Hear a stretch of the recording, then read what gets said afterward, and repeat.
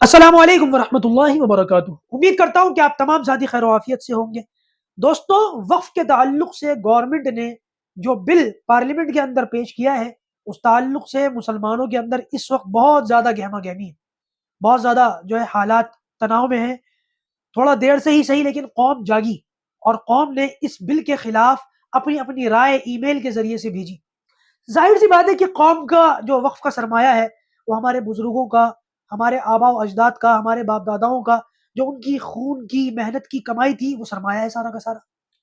किसी ने ठेला खींचा, किसी ने रक्षा चलाई, कैसे कैसे करके मस्जिदें बनाई, मदरसे बनाए, मकतब बनाए, खानकाहें बनाई, कब्रिस्तान बनाए, तब कहीं जाकर के आज मुसलमानों के पास ये सरमाया है। कहने का मतलब ये है कि सैकड़ों कब्रिस्तान आज उजड़ चुके हैं, कुछ ही बचे हैं, ज्यादा नहीं है। 400 से ज्यादा जो है कब्रिस्तान थे कभी मुसलमानों के पास। इस वक्त शायद 100 कब्रिस्तान भी नहीं है, मेरे ख्याल से 50 भी नहीं है।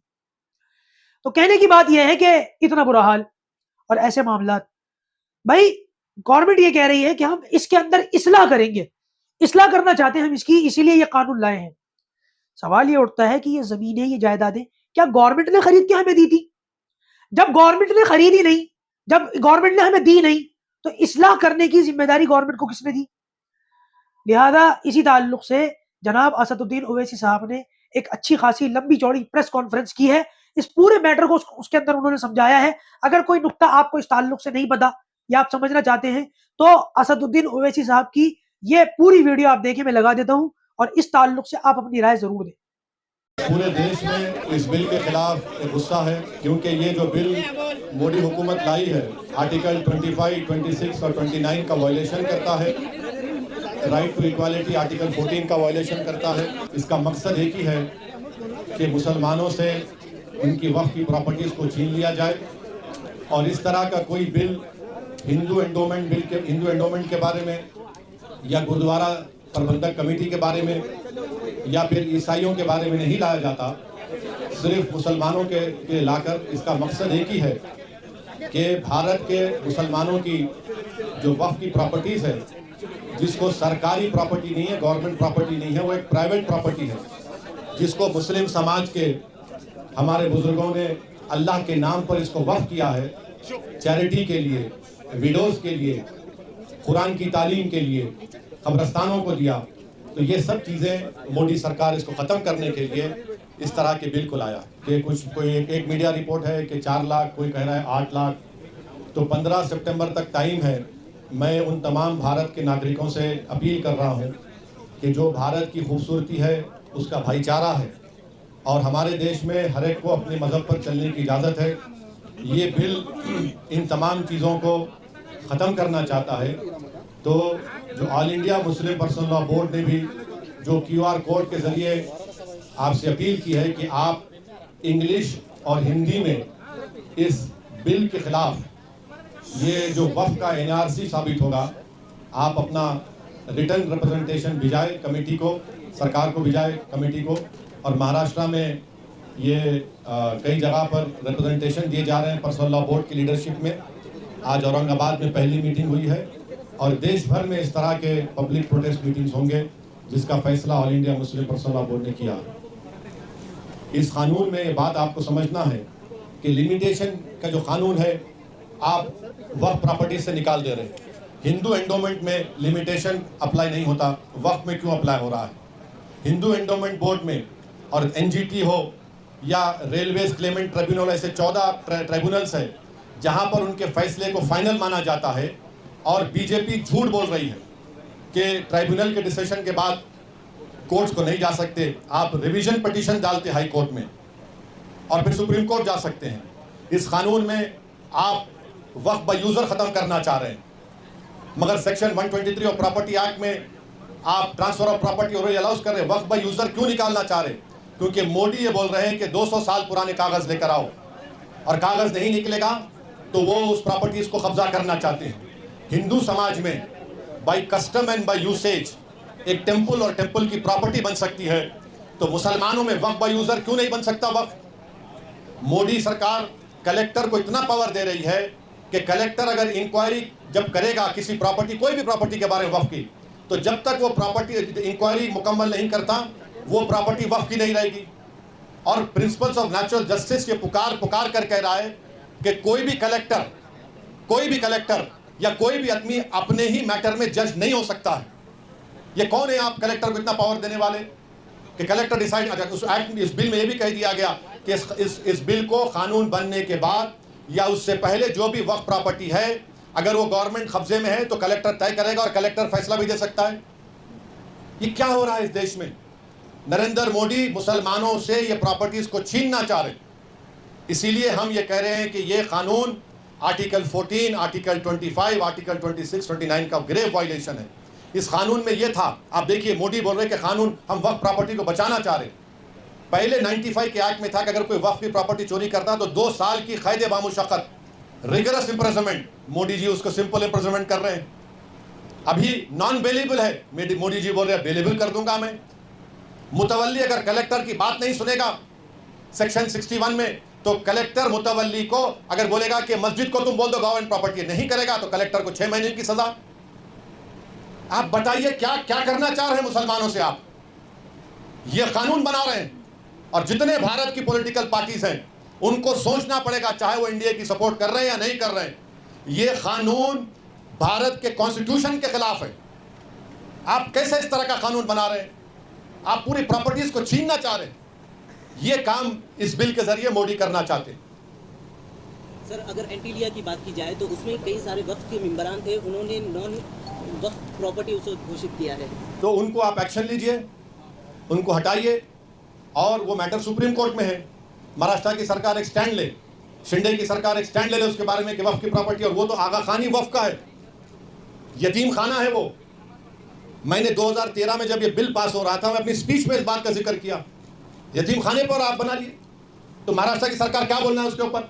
तो यही देखिए ये कानून क्यों बना रहे, ताकि सरकार कलेक्टर के जरिए इसको कहेगी वक्फ नहीं है, या फिर कहेगी कि लिमिटेशन एक्ट का कानून खत्म हो गया, या फिर इवैक्यू प्रॉपर्टीज की जितनी प्रॉपर्टियां सब कब्जा करना चाहती है।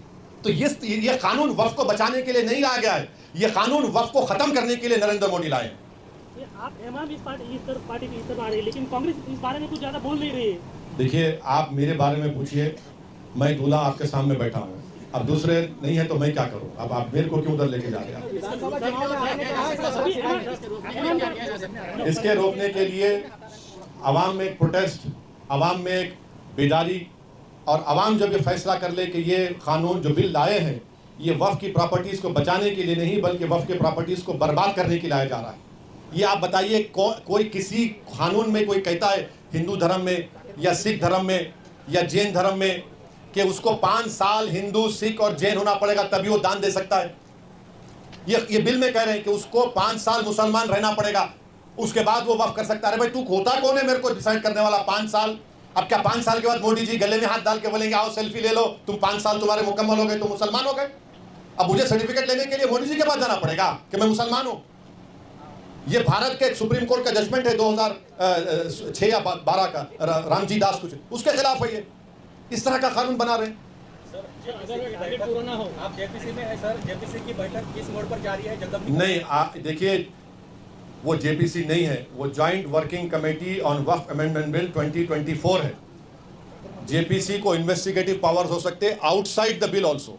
ये वर्किंग कमेटी खाली बिल के ऊपर है और उस वर्किंग कमेटी में क्या हो रहा है हम पब्लिकली नहीं बोल सकते, कोई भी नहीं बोल सकता, क्योंकि पार्लियामेंट के रूल्स हैं, वो कॉन्फिडेंशियल होता है। जब भी जो होगा रिपोर्ट होगा, नहीं होगा, जब उस पर बात हो सकती है, अभी नहीं हो सकता। हाँ, कहाँ पे? अरे भाई अभी देखिए अंदर कमेटी में क्या हो रहा है वो नहीं बोल सकते हम। सर एक तरफ वक्फ का मसला है, दूसरी तरफ रामगिरी महाराज का स्टेटमेंट आपने सुना होगा, नीलेश राणे का मस्जिद में जाके। ऐसा है ना कि सत्ता के नशे में ये सब बकवास की जा रही है और गुरूर और अहंकार के मजारे किए जा रहे हैं। एक बात याद रखिए, आसमान की तरफ देखकर कोई थूकेगा ना तो थूक तुम्हारे नापाक चेहरे पे गिरेगा, आसमान पर नहीं जाता है। सर ये क्यूआर कोड अगर 15 तारीख तक उतनी तादाद में ना आए तो डेट बढ़ सकती है क्या? नहीं मालूम, वो वर्किंग कमेटी के चेयरमैन साहब ही फैसला करेंगे। और सर इसका कोई सब्स्टिट्यूट हो सकता है क्या सब्स्टिट्यूट? ऑब्जेक्शन डालने का, अगर 15 तारीख निकल जाए तो। अरे भाई आपको ईमेल करिए, आप पोस्ट करिए, आप ईमेल भी कर सकते हैं, पोस्ट भी कर सकते हैं, करिए ना। एमआईएम ने जो ऑफर किया था महाविकास आघाड़ी के साथ अलायंस करने के लिए, हाँ इन कानून भाई आपको चिट-चैट में बोलिए। ये कानून अगर ना लागू किया जाए तो आप नुमाइंदों की बात कर रहे थे, कितने नुमाइंदे आप चाहते हैं विधानसभा में इन चीजों को रोकने के लिए, और एमआईएम की ओर से कितनी सीटें लड़ी जाएंगी जिसके ऊपर आप लगता है कि मैं आज आपके सवाल का एक पार्शल जवाब दे देता हूँ।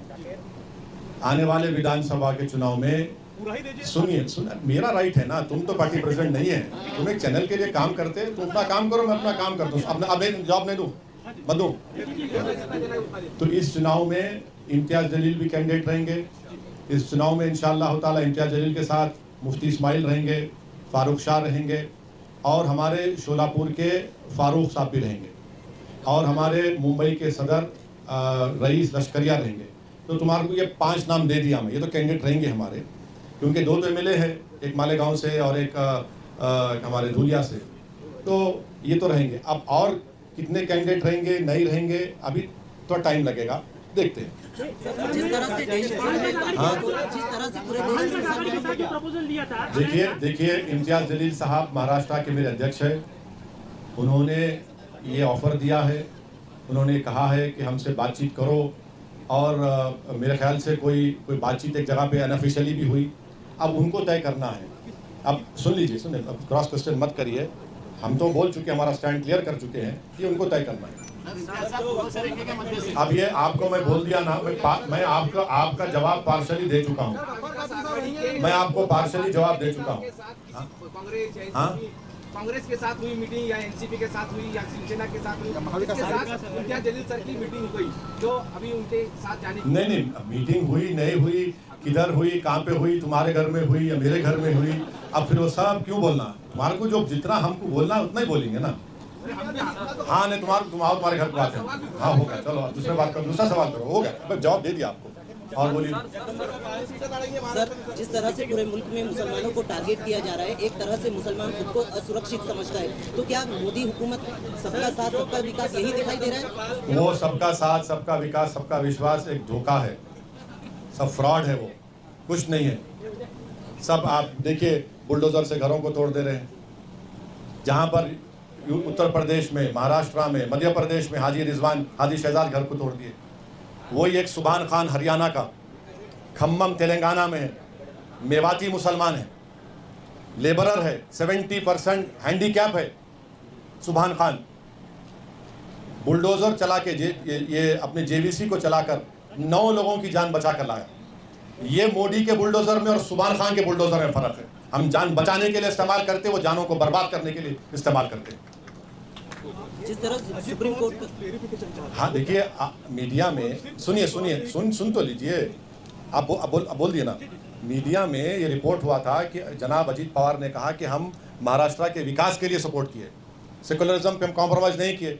हम उनको सवाल कर रहे हैं, अगर आप नहीं किए तो फिर इस बिल की मुखालिफत करिए ना आप। हम जनाब अजीत पवार से बोलना चाह रहे हैं, इसकी मुखालिफत करो, इसका अपोज करो।